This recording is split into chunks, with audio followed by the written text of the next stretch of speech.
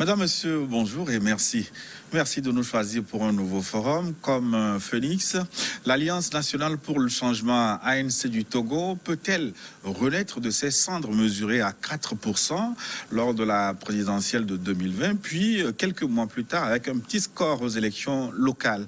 La concertation nationale des acteurs politiques est-elle une chance ou un piège pour l'ANC qui ne se reconnaît pas dans les conclusions de la CNAP? Que compte faire Jean-Pierre Fabre et les siens? Ce sont les grandes questions que nous allons aborder au cours de l'émission de cette semaine. Notre invité est Kwame Manti. Il nous fait l'honneur d'être au plateau aujourd'hui. Monsieur Manti, bonjour. Bonjour. Monsieur Manti est ancien député, secrétaire général adjoint de l'ANC, Alliance nationale pour le changement du Togo. Vous êtes membre de la cellule de communication. Oui. Bonjour aux auditeurs de New World TV. C'est vraiment avec grand honneur que je suis ici pour répondre à vos inquiétudes et éclairer la compréhension de nos populations. Monsieur Manti, qui s'écrit avec AN, hein, c'est pas EN. Évidemment. Cette précision sémantico-homonymique, elle est importante pour éviter des confusions, même des provocations. Ai-je menti, monsieur Manti? Non, je crois que à mon niveau, ce n'est pas nécessaire puisque dans ma psychologie, ça n'a aucune relation. C'est un nom d'origine Ashanti qui veut dire que j'ai compris et qu'on a écrit dans le français puisque celui qui écrivait ne comprenait pas ce que signifie le nom, il a écrit comme ça. Heureusement qu'il savait qu'il ne fallait pas écrire avec eux. J'ai compris alors, monsieur Manti. Mais Ashanti, comment êtes-vous au Togo et puis vous donnez un nom Ashanti? C'est comme je demanderais comment êtes-vous Togolais, vous vous nommez Gilles. Moi, j'ai une raison très évidente, c'est que je suis originaire de la Kébou et nous sommes voisins à la frontière du Ghana. Et nos parents ont fait longtemps le Ghana, ils allaient pour le café, cacao et autres là. Donc on a des familiarités avec les peuples du Ghana, notamment les Ashanti. Nous saluons donc les populations d'Akébou qui nous suivent actuellement comme un peu partout dans le monde. Alors, on va parler un peu de l'ANC et de la CNAP, la concertation nationale des acteurs politiques, une sorte de dialogue. Mais un peu de physique. Hein. On dit souvent que les mêmes causes produisent les mêmes effets dans les mêmes conditions de température et de pression. Alors, j'ai été quelque peu surpris. Pourquoi l'ANC a accepté un dialogue avec le pouvoir alors que tous les précédents se sont soldés au mieux par des accords inappliqués? Selon vous, qu'est-ce qui a changé pour que vous acceptiez de vous asseoir de nouveau avec le pouvoir, monsieur Manti? D'abord, je voudrais rectifier un peu ce que vous avez dit à l'introduction au sujet de nos scores réalisés au local d'abord. Nous étions la deuxième force sur le plan national pour les élections locales, quoique ce n'était pas un score éloquent. Pour l'élection présidentielle, on nous a attribué 4%.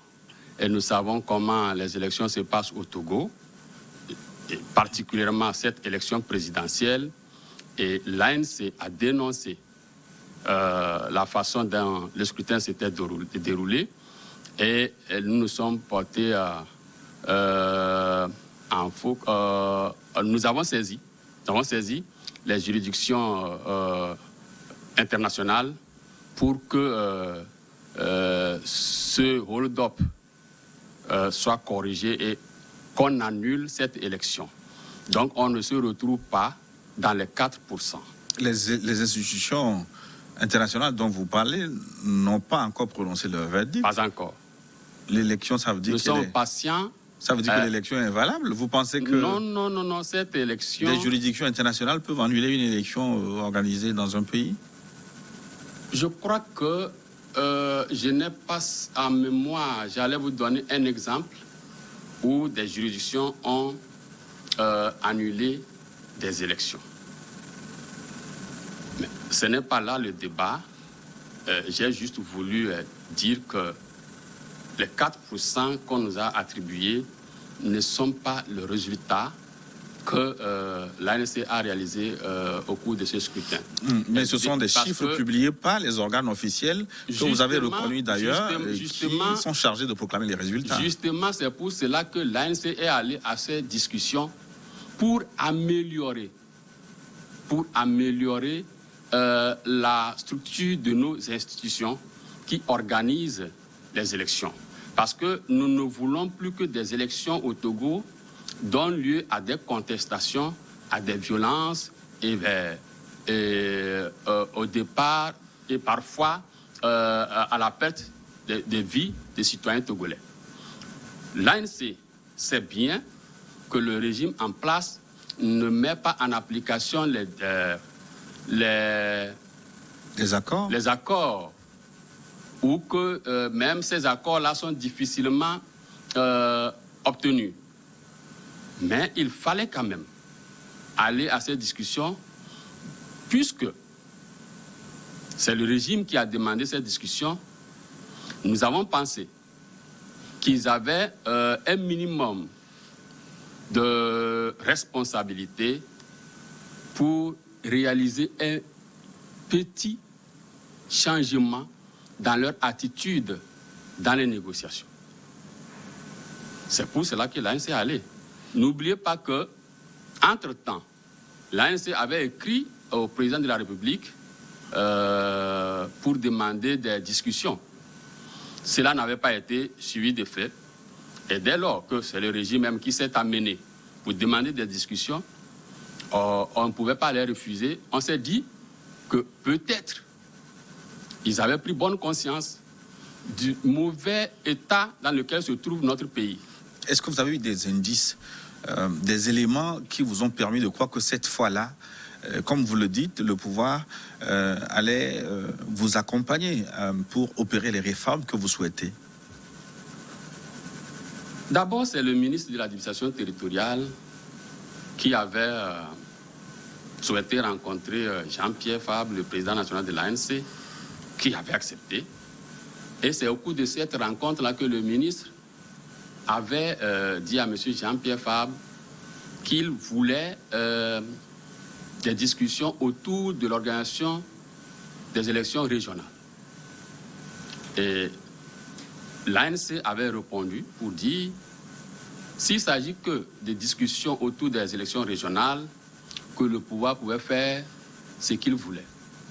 Parce que pour nous, le Togo est malade sur tous les plans et qu'il fallait des discussions qui prennent en compte tous les niveaux, notamment les structures qui organisent les élections, les réformes autour des procédures et tout ça là, le code électoral et bien d'autres textes, les manifestations et autres. Et si on ne peut pas discuter de tous ces sujets, alors l'ANC ne s'engagera pas pour des discussions avec le régime. Et le contentieux de la présidentielle de 2020, vous n'avez pas souhaité discuter, débattre de ce point? Je vous ai dit en introduction que nous avons saisi des juridictions sous-régionales et que on ne peut pas donc aller discuter du même problème avec le régime en place alors que le contentieux est pendant devant les juridictions régionales. Vous voulez parler de la Cour de justice de la CEDEAO? Entre autres. Vous croyez pouvoir avoir gain de cause alors que le président élu, qui a prêté serment, est en train de jouir de son mandat tranquillement? Il en a déjà fait, il me semble, 1 an et demi, pratiquement 2 ans dans quelques mois. Vous savez, la justice a plusieurs manières de résoudre les problèmes. Sinon, quelqu'un qui tue son voisin ne devrait pas être traîné devant les tribunaux. Parce que quel que soit le verdict, celui qui est mort ne reviendra pas. Mais il y a des décisions qui seront prises par la justice pour apaiser la famille de celui qui a disparu. Monsieur Manti, pourquoi vous entretenez ce faux espoir? Parce que on n'imagine pas une cour de justice de la CEDEAO remettre en cause une élection présidentielle validée par une cour constitutionnelle. Mais la cour constitutionnelle du Togo n'est pas au-dessus des juridictions internationales. Vous croyez là, dans votre siège, que la Cour de justice peut invalider les élections présidentielles au Togo? Je vous donne un exemple. Oui. La Cour constitutionnelle du Togo avait chassé 9 députés de l'ANC, du Parlement togolais. La Cour de justice de la CEDEAO leur avait donné tort. C'est un exemple. Même si ces 9 députés n'étaient pas retournés au Parlement, moralement, cette Cour constitutionnelle du Togo ne peut plus entreprendre une telle initiative sans avoir pris toutes les mesures possibles pour éviter la honte qu'elle nous a faite devant la juridiction de la CEDEAO. Si aujourd'hui, nous sommes devant la Cour de justice de la CEDEAO, c'est parce que déjà au niveau national, nous avons épuisé la procédure. C'est pour cela que nous sommes allés devant la Cour de la CEDEAO. Donc, pour refermer cette parenthèse et revenir à notre sujet, la CNAP, donc vous estimez que vous aviez eu raison d'aller discuter dans le cadre de la CNAP. On avait raison d'aller discuter avec le pouvoir en place et d'autres acteurs de la politique nationale en se disant que pour une fois, le régime en place, le RPT uni... Le uni, parce qu'il n'y a aucun parti au Togo. Le RPT uni... Il n'y a aucun parti au Togo qui s'appelle RPT uni. Ça fait leur problème, hein. Ça fait leur problème parce que quand l'UNIR naissait, il y avait le RPT qui avait des députés à l'Assemblée nationale. Ce sont ces députés-là qui sont devenus membres de l'UNIR et c'était au nom du RPT. Donc, je vais finir. Donc je vous appellerai... au nom du RPT. Je vais finir. C'était au nom du RPT qu'ils avaient été élus. Puisque, quand nous, on avait créé l'ANC, ils nous avaient refusé de donner le nom de l'ANC aux députés qui se réclamaient de l'ANC. Et obligeaient ceux-là à s'identifier UFC. Ça voudrait dire que ça leur plaît qu'ils s'identifient également au RPT. Donc on peut vous appeler aisément ANC UFC aussi? Non, naturellement non, parce que l'UFC existe et l'ANC existe. L'UNI, c'est le RPT qui s'est mu. C'est toujours la même structure, les mêmes manières, les mêmes méthodes. Mais le parti a changé de nom officiellement et juridiquement. Ça fait leur problème. Est-ce que vous avez un bénéfice particulier en les désignant RPT uni comme si le RPT était un boulet que vous traînez au pied? Justement, c'est pourquoi je ne les comprends pas quand ils ne veulent pas qu'on les identifie à leurs ancêtres. Oui, certains ne vous comprennent pas non plus. Pourquoi vous voulez les identifier au RPT? Non, c'est leur ADN. L'UFC n'est pas votre ADN, vous, à l'ANC non plus? En fait, l'UFC, dans lequel nous avions milité, est notre ADN. Mais l'UFC d'aujourd'hui, puisque l'UFC existe encore, ne nous ressemble en rien. C'est pour cela que, puisque l'UFC existe, nous n'osons pas nous identifier à l'UFC. Les gens risquent de faire la confusion entre l'UFC d'antan et l'UFC d'aujourd'hui. Oui. Alors, si je veux synthétiser ce que vous avez dit, les raisons qui vous ont poussé à aller au dialogue, c'est simplement pour voir ce qui allait se passer, parce que vous avez dit peut-être pour une fois que le régime allait faire preuve de responsabilité, c'est ce que vous avez dit. C'est-à-dire que vous avez joué un peu à la loterie, vous y êtes allé sans conviction alors? Oui. On ne pouvait pas s'imaginer que, étant donné que c'est le régime qui, pour la première fois, demande des discussions, qu'il ne soit pas prêt à s'engager dans l'amélioration de la sphère politique togolaise. on avait à cette discussion d'autres points qui n'ont rien à voir avec la politique. Les aspects sociaux, notamment. Donc, si on a mis tout ça dans la balance pour aller en discussion, venant du régime,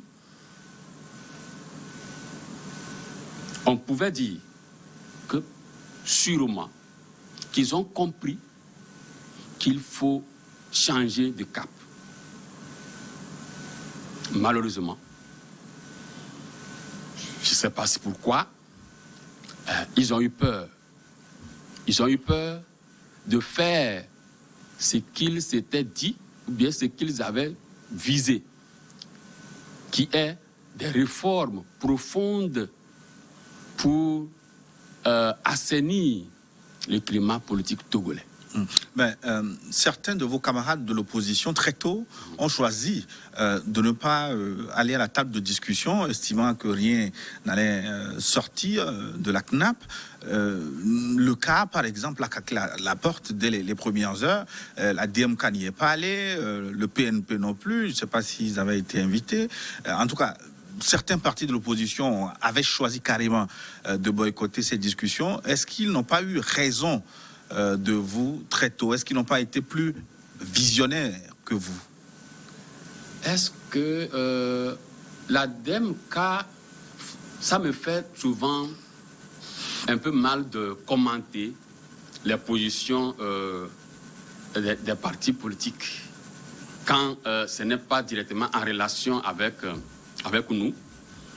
Mais je suis obligé, puisque vous l'évoquez, la DMK n'est pas allée à ces discussions parce qu'ils se sont dit que leurs premiers responsables ne sont pas au pays. Et ils avaient réclamé que M. Kodjo revienne au pays pour prendre part à ces discussions. Donc, ce n'est pas parce qu'ils pensaient que ça n'allait rien donner qu'ils n'y sont pas allés, mais c'est parce que leurs premiers responsables n'était pas au pays. Je vous donne un autre exemple, le parti des Togolais. Le parti des Togolais n'avait pas été invité. Alors, le PNP non plus n'avait pas été invité. Le CAR, très tôt, a claqué la porte, estimant que ça n'allait rien donner. Le CAR était parti, puisque le CAR l'avait dit. Le CAR a dit, dès lors que... non, qu'est-ce qu'ils ont dit? Ils ont dit que le contentieux sur la présidentielle n'est pas inscrit à l'ordre du jour. Alors le CAR ne prendra pas part à ces discussions. Je ne veux pas commenter cela.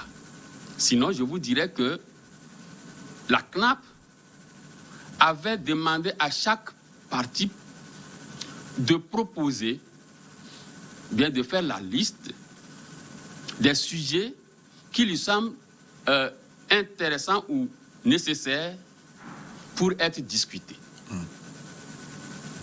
C'est ce qui avait été dit. Donc, c'est la position du CAR, je ne veux pas la commenter. Alors, dans le contexte actuel, sincèrement, M. Manti, est-ce que les rapports de force ne sont pas trop déséquilibrés en faveur de l'opposition pour que vous alliez autour d'une table de discussion? Vous étiez sorti très, très affaibli des contestations populaire de 2017-2018 avec des élections législatives boycottées.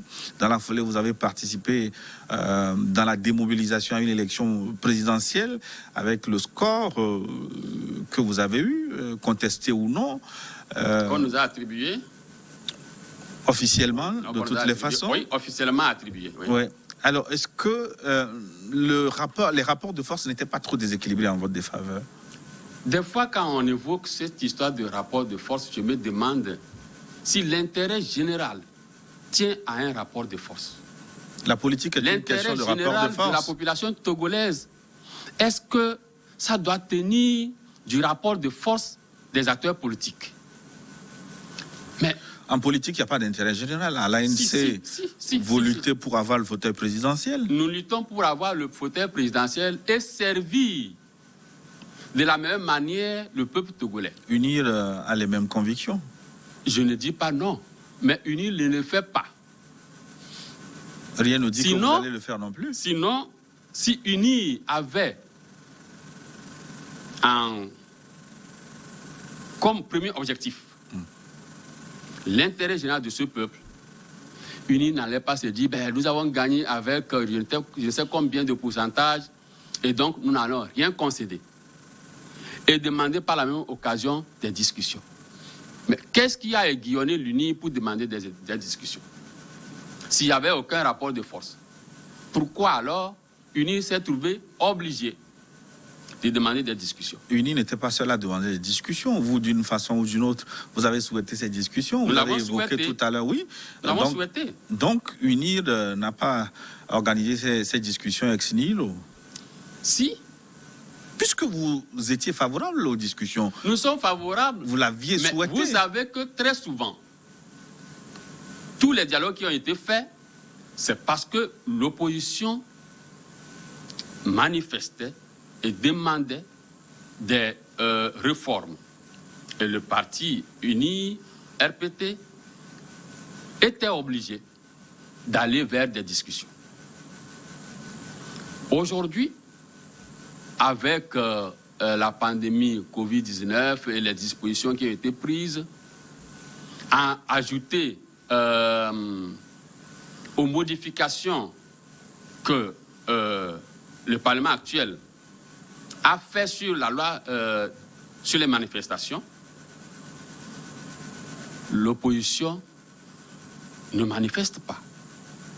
Et donc, l'UNI n'avait aucune obligation, s'il n'y avait aucun rapport de force, de demander des discussions.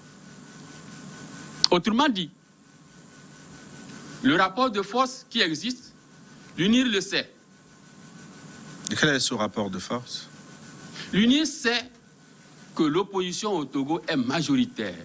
Si les élections doivent se passer correctement, de façon transparente, l'opposition est majoritaire. L'UNI le sait. Parce que c'est l'UNI qui organise ces élections. Ils savent dans la réalité les scores de l'opposition. Monsieur Banti, certains vous accusent de ne pas choisir le bon moment pour discuter. Quand vous êtes dans les rues, vous exercez une pression politique, vous refusez de dialoguer. Quand tout vous est retiré, quand vous n'avez plus de pouvoir, vous acceptez d'être autour de la table de discussion. Est-ce que ce n'est pas contradictoire? Non, c'est pas vrai. C'est pas vrai ce que les gens disent. Quand l'opposition est dans les rues, on a eu combien de dialogues dans ce pays? Je crois que 27 ou 28. OK? Et c'est chaque fois, quand l'opposition est dans les rues, qu'on a fait les dialogues précédents. C'est seulement ce dernier qui n'est pas né des manifestations de rue de l'opposition. Donc, l'opposition ne s'est jamais refusé ce droit de discuter ou de dialoguer. Alors, pourquoi, justement, cette opposition n'a pas trouvé nécessaire de constituer un bloc, un front commun pour peser dans ces négociations? Vous y êtes allés chacun de son côté. Est-ce que l'opposition, pour être efficace, doit devenir un seul parti politique? En principe, c'est comme ça qu'il faut se poser cette question. Parce que les partis politiques existent. Et ces partis politiques sont de philosophies différentes. Les partis de l'opposition se concertent très souvent. Et pour cette concertation, la CNAP, il y a eu des échanges entre partis politiques de l'opposition. Mais nous avons trouvé qu'il était plutôt mieux de laisser la liberté à chaque parti politique d'exprimer sa vision des choses. Mais je vais vous dire qu'il y a eu quand même, au cours de cette discussion, un regroupement de partis politiques de l'opposition. Un regroupement, l'ANC n'en faisait pas partie, mais on avait des échanges avec ce regroupement. Mais pourquoi l'ANC a refusé de s'associer à ce regroupement? Rappelez-vous, au sorti de notre Conseil national, l'ANC s'est dit qu'il faudrait désormais dans la lutte pour la libération de ce pays, œuvrer avec des partis politiques responsables qui agissent avec rigueur dans la vérité. Alors, pour aller à cette concertation, l'ANC a rencontré certains partis de l'opposition qui avaient été invités à ce dialogue pour échanger. Oui, pour échanger. Pourquoi ne pas aller plus loin, puisqu'il s'agit de discussion? Si vous êtes de la même obédience, de la même tendance, du même courant, est-ce que vous ne devriez pas aller parler de la même... Vous savez, oui. Lorsque vous devez vous mettre ensemble... Je ne parle pas d'être dans un parti politique. Dans un regroupement, cela suppose... Pas forcément dans un regroupement, mais... Cela suppose vous que... concertez pour avoir les mêmes positions. Même ça, cela suppose que vous devez laisser tomber certaines choses.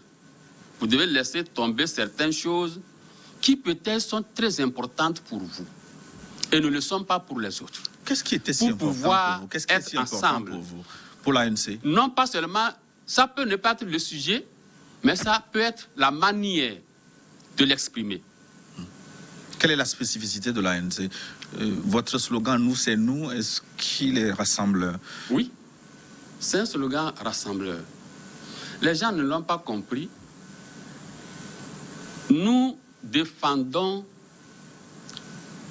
la politique menée par nos anciens, les nationalistes.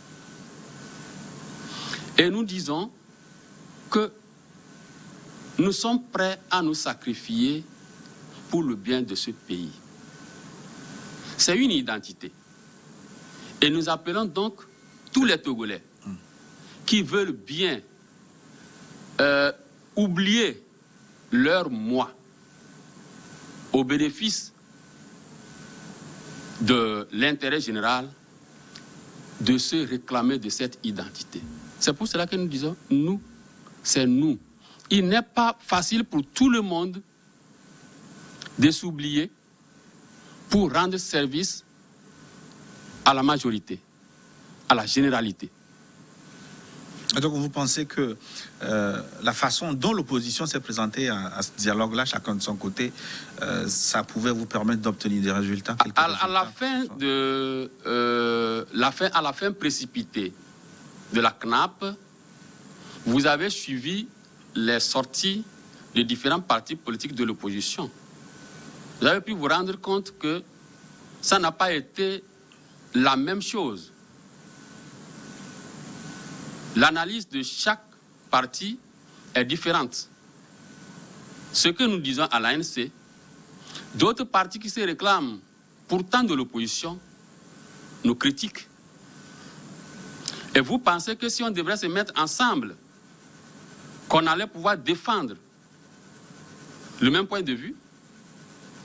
C'est pour éviter ces choses-là. Vous voulez insinuer que certains partis ne sont pas suffisamment de l'opposition? Non, je n'insinue rien, mais j'ai dit que depuis un certain temps, le RPT a trouvé cette manière de combattre l'opposition en utilisant l'apparence de l'opposition. C'est-à-dire, il le fait par le biais de partis qui se réclament de l'opposition. Quand l'ANC fait une conférence de presse pour dire voilà ce que le RPT uni fait de mal, de mauvais, n'attendez-vous pas que ce soit le RPT uni qui réponde à l'ANC. Vous trouverez un autre parti de l'opposition, dit de l'opposition, pour répondre et s'attaquer à l'ANC, opposition de l'ANC. Il faut appeler un chat un chat. Vous parlez du MRC d'Abbas Kabwa. Si c'est lui qui le fait, alors vous l'avez dit. Donc vous pensez que c'est une opposition génétiquement modifiée? C'est pour cela d'ailleurs, peut-être on va en venir. Dans le travail qui a été fait à la CNAP, il y a une définition qui a été proposée pour l'opposition. On dit, est de l'opposition un parti qui n'est pas en accord avec le gouvernement. Mais c'est bien, mais c'est insuffisant. Vous pouvez ne pas être en accord avec le gouvernement, mais défendre les positions du gouvernement. Cela voudrait dire que vous n'êtes pas de l'opposition. Mais pour revenir au MRC d'Abbas Kabwa, Oui. Vous avez été longtemps compagnon, vous avez marché à la plage. C'est lui qui haranguait les foules pour vous en ce moment-là, c'était l'idylle. Ça veut dire que vous avez des choses en commun. Est-ce que M. Abbas Kabwa haranguait les foules pour nous? Non, il haranguait les foules, peut-être. À vos côtés. On a été ensemble à un moment donné. Ça veut dire que vous avez des choses en Mais en les commun. hommes changent. Peut-être à ce moment, il avait trouvé un intérêt d'être avec nous. Aujourd'hui, il ne l'a pas. Nous n'allons pas l'accuser pour ça. Mais il estime plutôt que c'est vous qui roulez, en tout cas, roulez dans la farine le peuple et que vous n'êtes pas... Vous savez, ça me fait... ce que vous dites, ça me que fait de la peine. vous négociez dans l'ombre pour faire le dur devant tout le monde. Ça me fait de la peine de commenter ce que dit M. Abbas Kabwa. Ben, vous êtes interpellé, vous êtes obligé de réagir. Oui, pas forcément, hein, pas forcément. M. Abbas Kabwa dit beaucoup de choses sur l'ANC. Sympa à chaque fois que nous répondons. Parce que c'est M. Abbas Kabwa. Et donc, bon, je crois qu'au Togo, lui, il a un cachet spécial. Il peut dire ce qu'il veut. OK? Il peut dire ce qu'il veut. Mais ayant été avec vous, ayant été votre compagnon, c'est comme une ancienne épouse, elle vous connaît d'une façon ou d'une autre. Vous pensez que nous, on ne connaît pas M. Abbas Kabwa? Si vous le connaissez, pourquoi avoir accepté faire chemin avec lui? Pourquoi nous, on viendrait sur un plateau de télévision dire des choses sur M. Abbas Kabwa? On ne le ferait pas. Je crois que l'ANC est plus grand que ça. M. Abbas Kabwa, sa dernière sortie, c'est pour s'attaquer à l'ANC. Pas pour faire des propositions. S'attaquer aux idées de l'ANC. Oui, c'est ce que je dis. Pas pour faire des propositions. Puisqu'il était à la CNAP, et il était d'accord sur le module sorti par la CNAP, et il devrait seulement défendre ce module-là, il est venu faire autre chose. Il a dit que le Sénat n'est pas nécessaire pour le Togo. Et pourtant, quand ces conclusions ont été publiées et que l'ANC s'est levé contre les conclusions, c'est toujours le même M. Abbas Kabwa qui avait dit non, que c'était la meilleure chose qui puisse arriver au Togo. Aujourd'hui, il a dit que vous avez négocié dans l'ombre des places au Sénat. Est-ce que c'est vrai? Justement, s'agissant du Sénat, si vous avez suivi la conférence de presse de l'ANC la dernière fois, nous avons dit que le fait de nommer des sénateurs n'est pas conforme à la constitution togolaise. Parce que la constitution du Togo consacre la séparation des pouvoirs. Le Sénat relève du pouvoir législatif. Et le pouvoir exécutif ne peut pas nommer les membres du pouvoir législatif. Ça, c'est deux. Le Sénat est la représentation au plan législatif des collectivités territoriales. C'est pour cela que ce sont les conseillers communaux et les conseillers régionaux qui votent pour élire les sénateurs. Le chef de l'État, nulle part dans la constitution du Togo, n'est désigné comme une collectivité territoriale et ne peut donc nommer des sénateurs. Pour finir, quand vous lisez les conclusions de la CNAP, qu'est-ce qu'il est dit à propos de la nomination? Que le chef de l'État fasse preuve d'ouverture, d'esprit d'ouverture dans la nomination. Ça veut dire quoi?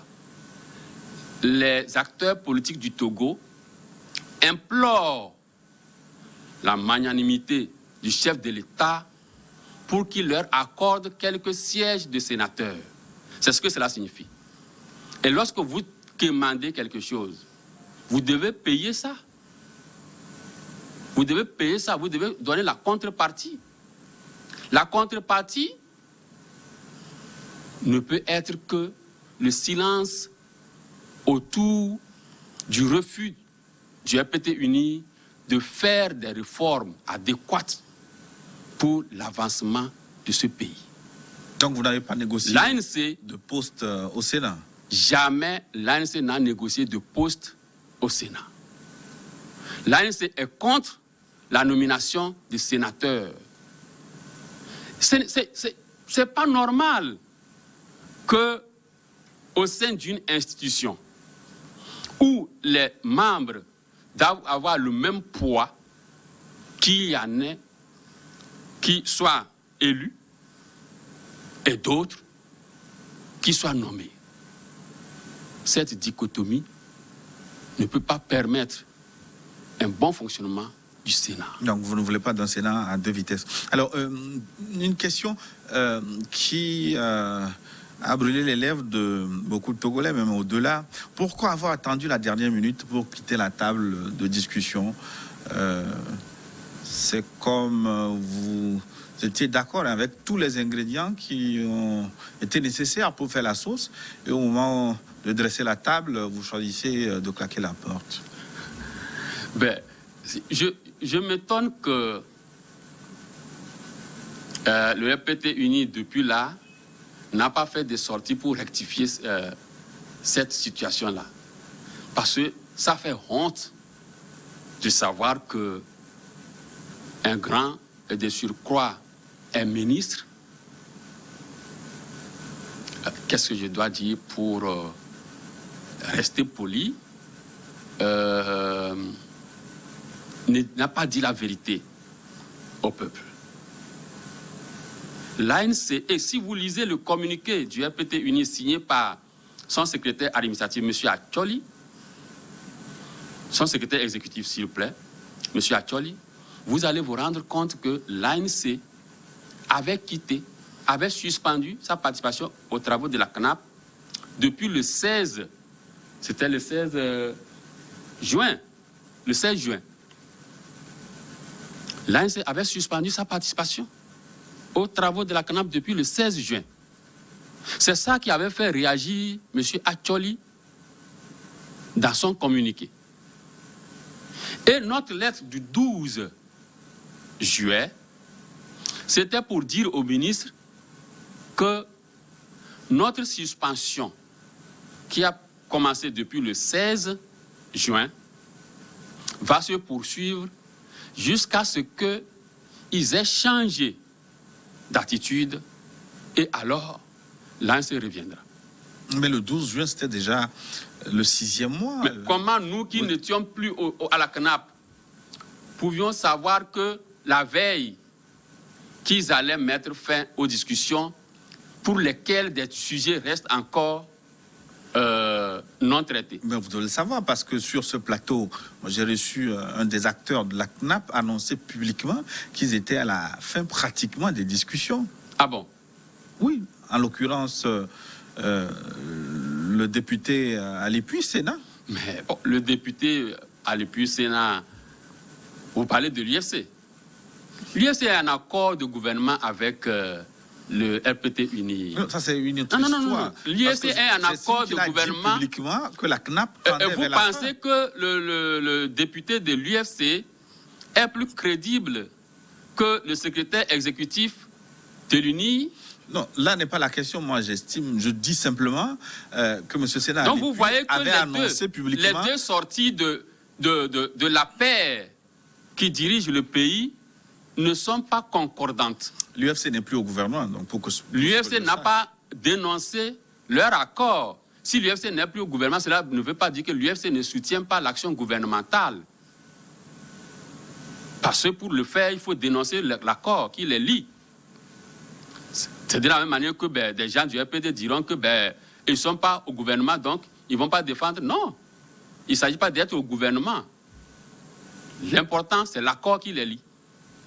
Donc vous voulez dire que vous ne saviez pas que vers mi-juillet, les discussions de la CNAP allaient prendre fin, alors que publiquement, sur ce plateau même, des gens avaient estimé, avaient annoncé déjà que les travaux étaient pratiquement terminés. Vous allez faire une remarque très importante.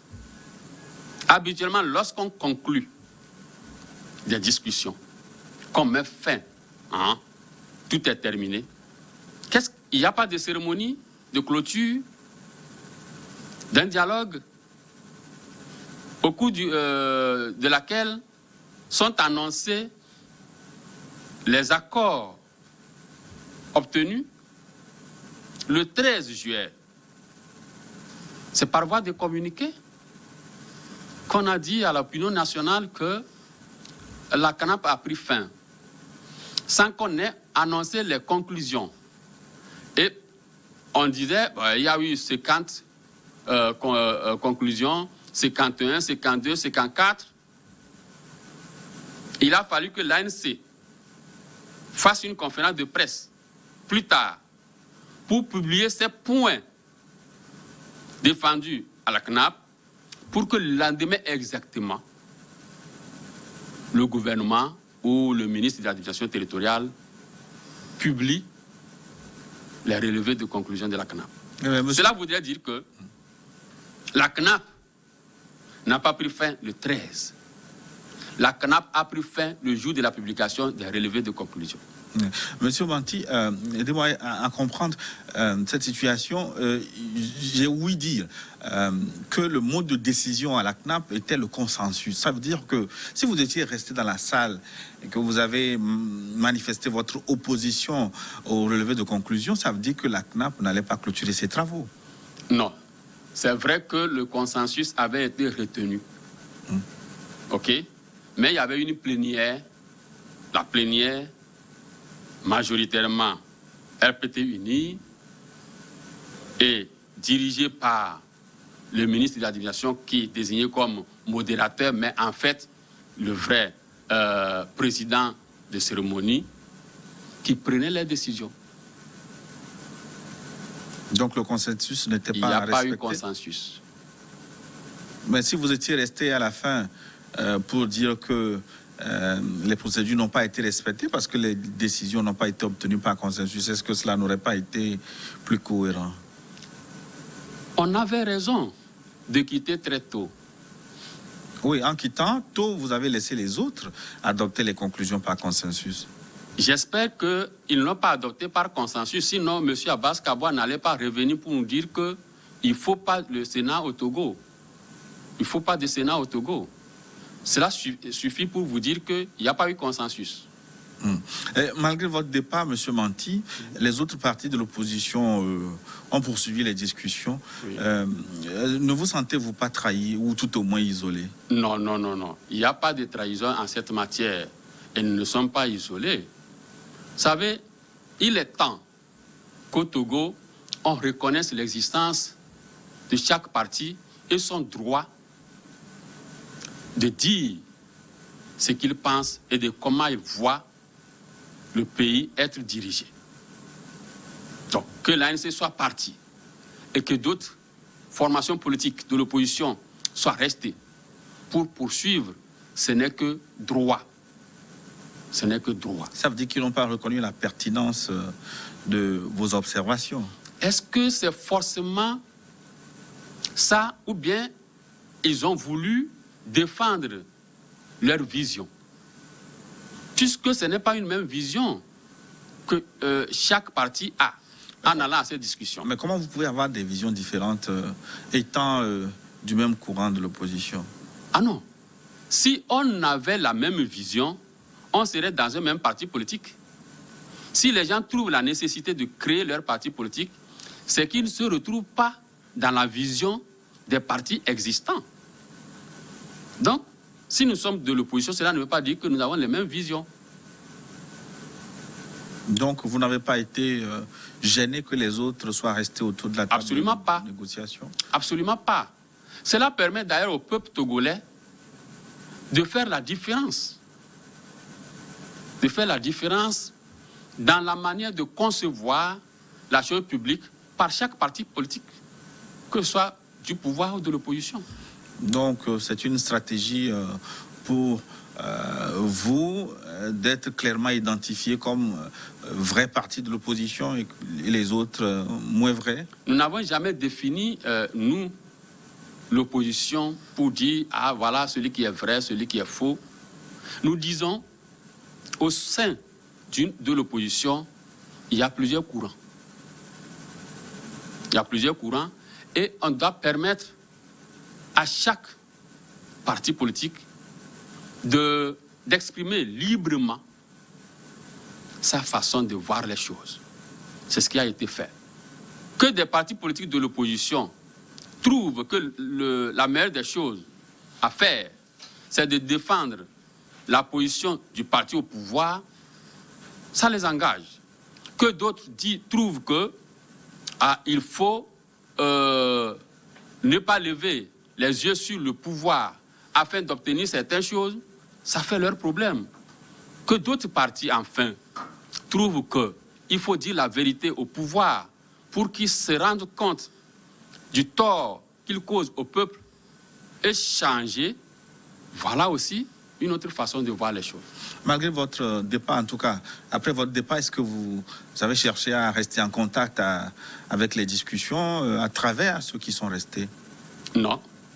Puisque nous, on avait laissé une note le 12 juillet pour dire quand vous changerez d'attitude, quand vous serez prêt pour faire des réformes en profondeur, l'ANC reviendra. Donc, nous, on attendait tranquillement qu'on nous dise qu'enfin, on a pris bonne conscience et qu'on va faire les choses mieux. Vous avez été contacté après votre suspension de votre participation à la CNAP? Si du 16 juin au 12 juillet, oui. Puisqu'il y a eu une rencontre le 1er ou le 2 juillet avec le ministre. Mais rencontre qui n'avait pas donné grand-chose. Et c'est d'ailleurs ça qui nous avait amené à adresser une deuxième lettre au ministre pour dire que nous allons poursuivre notre suspension aux travaux de la CNAP. Je voudrais bien avoir quelques éléments, quelques détails sur cette discussion que vous avez eue avec le ministre de l'administration territoriale, Payado Aboukessi. Mais cela, nous allons en parler dans la seconde partie de cette émission. Je vous demanderai aussi si vous avez quand même reconnu quelques avancées dans les relevés de conclusion de la CNAP. Et maintenant, qu'est-ce que l'ANC va concrètement faire? Parce que vous n'allez pas rester tout le temps sur le carreau, en dehors des discussions. Est-ce que vous allez participer aux élections régionales si elles sont organisées sur la base des relevés de conclusion de la CNAP qui sont en train d'être traduites en loi? Que compte faire l'ANC pour se relancer sur la scène politique? Monsieur Mantier, nous allons en parler dans la seconde partie, après une courte pause pour une nouvelle édition du journal sur votre chaîne. À tout de suite. À tout de suite.